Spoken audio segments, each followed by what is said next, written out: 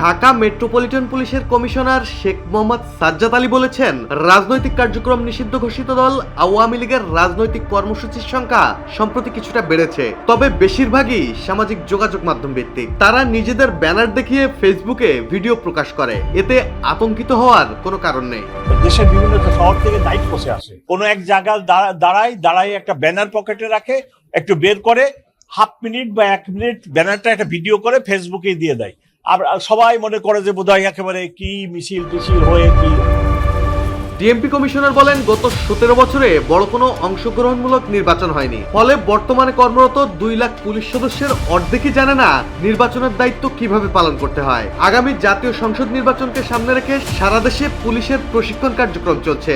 নির্বাচন সামনে পুলিশ তার দায়িত্ব পালনের প্রস্তুতি নিচ্ছে। এবারের নির্বাচনকে ঘিরে একটি নিরপেক্ষ ও বিশ্বাসযোগ্য পরিবেশ তৈরি হবে বলে আশা প্রকাশ করেন তিনি।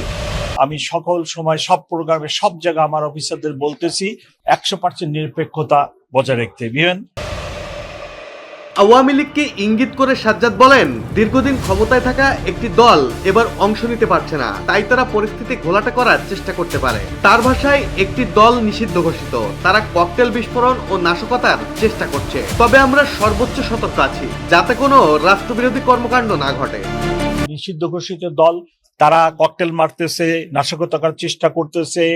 আমরা সর্বাধিক দিয়ে সব সময় ভিজিলেন্ট আছি শহরে, যাতে কোনো নাশকতামূলক কর্মকাণ্ড না হয়।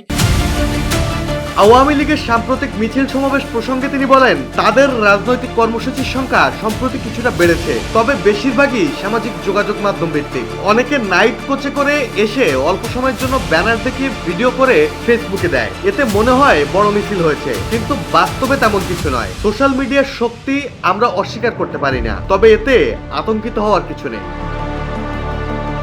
বৃহস্পতিবার দুপুরে রাজধানীর হোটেল সোনারগাঁওয়ে সেমিনার শেষে সাংবাদিকদের প্রশ্নের জবাবে ডিএমপি কমিশনার এসব কথা বলেন। ডেস্ক রিপোর্ট, জয় জয়দীপ।